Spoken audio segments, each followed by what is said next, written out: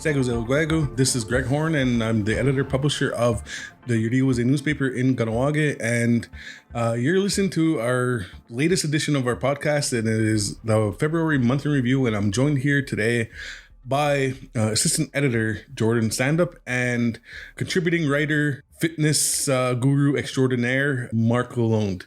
So welcome everybody, Jordan. Oh, thanks for having us again. Of course, we're back here after what was another long month. Of course, January was a long month, and if you ask me, February was just as long and gloomy. Mark? I would have to agree, but I would also say February certainly got a lot better with that lovely introduction you gave me about 10 seconds ago. So that was pretty fantastic. But like Jordan, I'm eager for February to be in the rearview mirror and for spring to come. Yeah, so I guess we're going to start talking about some of the big news items to come out of our community and surrounding area over the past month. I think maybe the first thing that kicked off the month was the Winter Carnival. Yeah, so the Winter Carnival actually did kick off on February 1st, and it continued for a period of 2 weeks. As we know, the Winter Carnival was very different this year because the majority of the activities were done social distancing or virtually. So the KYC's presence at almost every event was all virtual this year, but they still managed to put on one heck of a show. I'm sure you guys can agree with that. It was just the type of events that they had range from stuff for the children all the way up to our elders. So the youth center does a great job of getting everybody involved. And I think the community especially needed it this year. We really, really needed that Winter Carnival fun. And everybody seems to have had a good time. And of course, that was they introduced a very different looking polar plunge this year. Yeah. Usually, a polar plunge is something done that caps off the Winter Carnival, and you get a couple hundred people gathered at the Kahnawake Youth Center and to watch local celebrities and personalities, as well as the new staff at the youth center, and as well as the rookie peacekeepers and a bunch of other people dive into some very cold water. So and this year was very different. Yeah, this year, of course, it worked on a nomination process. So people were nominated on social media, and I could have nominated Mark, for example. I should have, thinking about it. I probably still could. But make a nomination, and people were stepping up to the plate. And most recently, we saw that local entrepreneur Derek White stepped up to the plate after he was nominated. Yeah, he went on. Posted a video of him wearing a NASCAR Ricky Bobby suit, diving into the snow at his house and pledging to donate $5,000 to the Kahnawake Youth Center.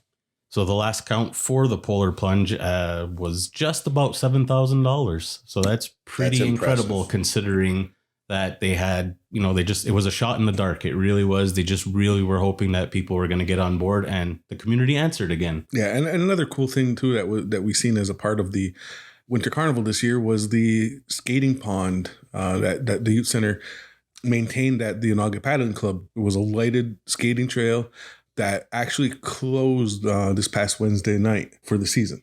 Yeah, some of the original plans were for the KYC to maintain that particular skating area at least until the end of February, because they felt that they only opened it a little bit later than they had hoped to. And they tried to give the community a little bit more extra time after the Winter Carnival, which they did because people were taking full advantage of it, and they were out there after Winter Carnival. So it's great because they put a lot of work into that. Yeah, so those are some of the things that February, because it's usually a long month, and so the Kahnawake Youth Center usually puts together a Winter Carnival, and it's usually lasts 2 weeks, 2 to 4 weeks, with various activities, including 4-on-4 lacrosse tournament, broomball tournaments, and things like the Dede Wajadunyu, the All Mohawk variety show. So all those things are things that normally happen as a part of the Winter Carnival. And of course, because of the COVID-19 pandemic, we couldn't gather and to do these things in the normal fashion that we're used to. So the youth center was able to create some really cool activities for the community to get involved in that allowed people to stay in within their bubbles and not gather and maintain social distance and be able to still have something that was more normal than we've seen in a while. Yeah, it's too bad that we didn't get to see a lot of the usual events that we do see. Even the polar plunge would have been fun to see, but the way that they did it this year was still a lot of fun.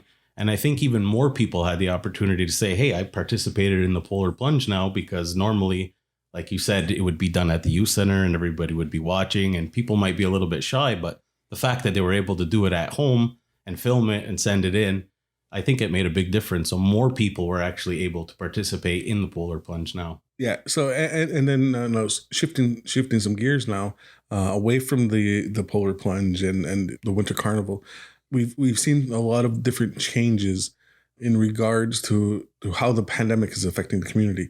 You know, in January, we've seen that we had up to 23, 24 active cases of COVID-19 within the community. And as of this week, we're at one active case. And for a couple of days last week, we were at 0 cases. And that's the first time we were at 0 since September.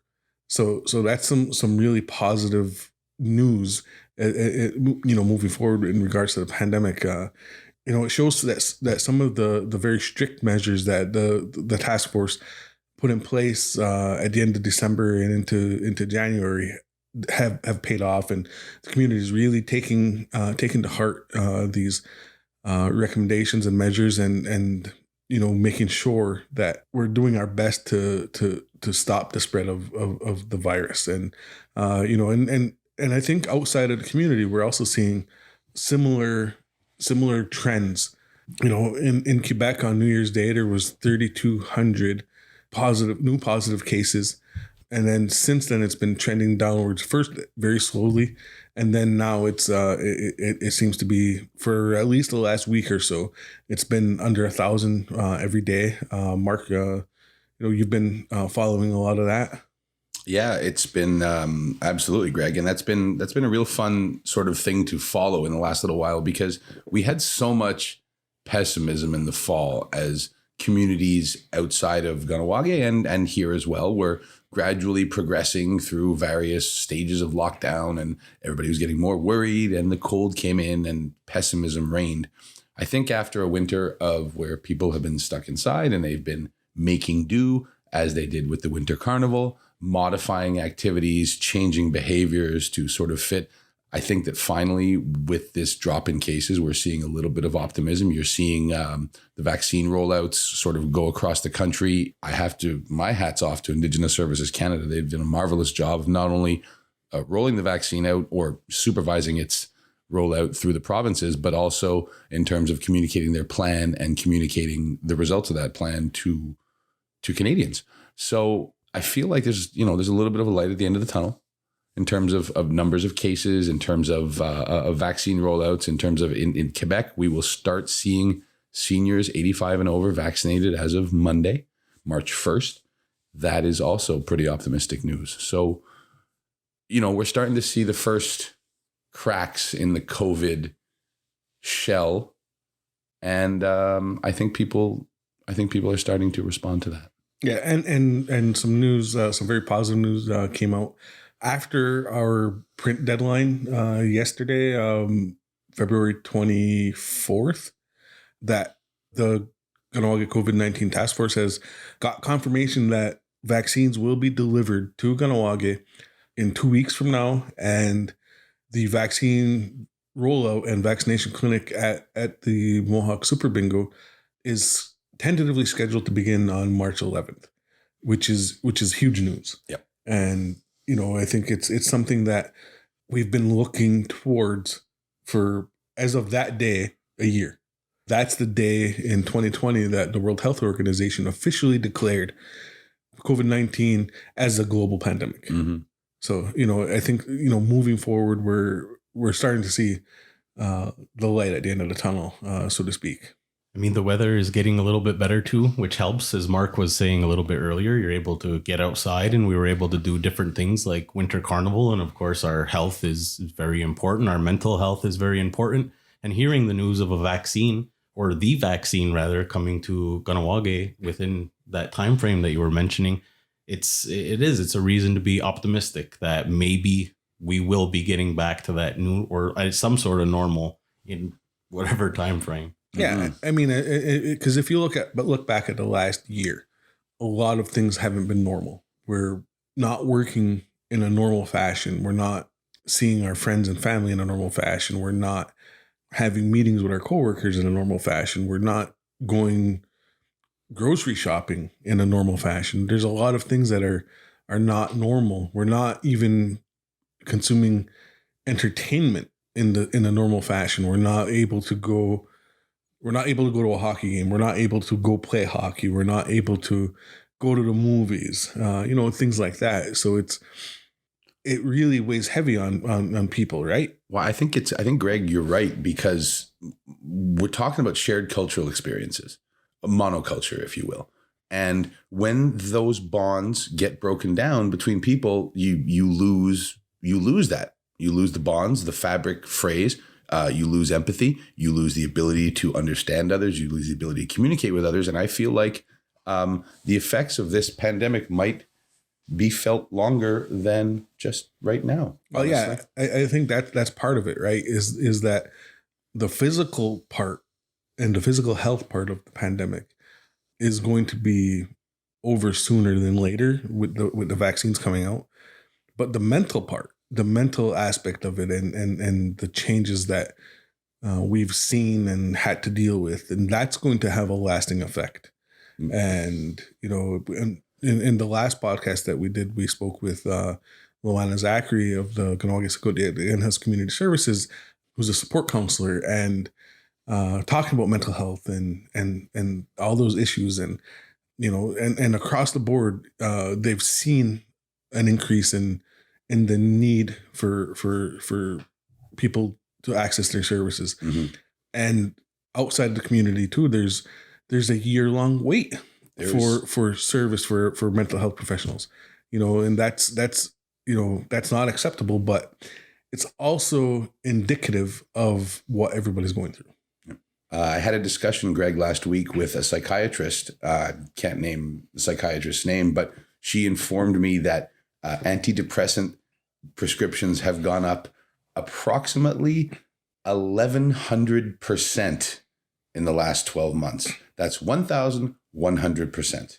So 110 times the normal amount, which to me is all at once crazy and makes sense. Yeah, I mean, and that's people seeking medication and through health professionals, mm-hmm. And then there's also people that are dealing with it through self-medicating. Whether it be through alcohol or drugs or whatever, their poison, so to speak. And because people are looking at ways that to feel normal. Yeah, to just feel better. To no longer feel oppressed, to no longer feel like there's a blanket of isolation that's sitting on top of them. And that's really hard to deal with. 100%, Greg, I'm with you. And for those of us with the younger ones at home, we have to remember how important it is for us to take care of ourselves, our own mental health, so that we could take care of our children and the future generations, which is something that I'm always thinking about. So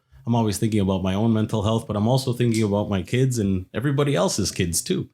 Yeah, so so that's a lot of pressure on a lot of people, and with news that the vaccines are going to be here, and hopefully within the next 3 weeks or so, the entire community is vaccinated with the first dose. It will then see a start of a return to more normal living in the community, and that would alleviate a lot of stress on everybody. I couldn't agree more, Greg. Between, the mental health aspect, the isolation, the lack of socialization, the darkness people feel just from having been inside all winter and the sun going down at 4:45 is really hard to manage.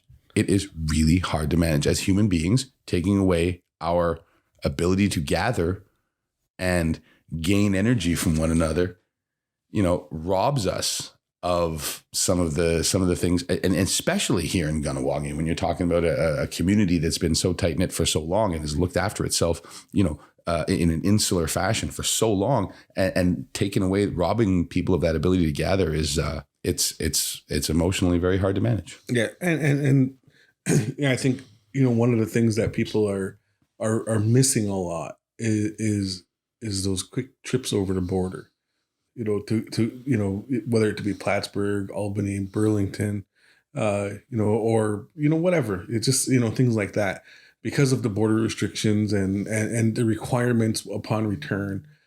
And so I think with that, the task force late last week issued a new directive number 58 that pertains to people who are working and going to school over the border, and requirements about coming back and maybe being exempt from the 2-week quarantine, and that's if they've been getting weekly COVID-19 tests and stuff like that. So at least there's some movement and some positivity there. And Greg, those have been concerns almost as long as it's been a pandemic, right? I mean, with thinking about how many Ganawage Ronu are working in New York in ironworking, different things like that. So almost as soon as we started hearing about this being declared a pandemic and all of the safety measures and restrictions, and the borders closing, absolutely, and I think everybody's been concerned about that since almost day one.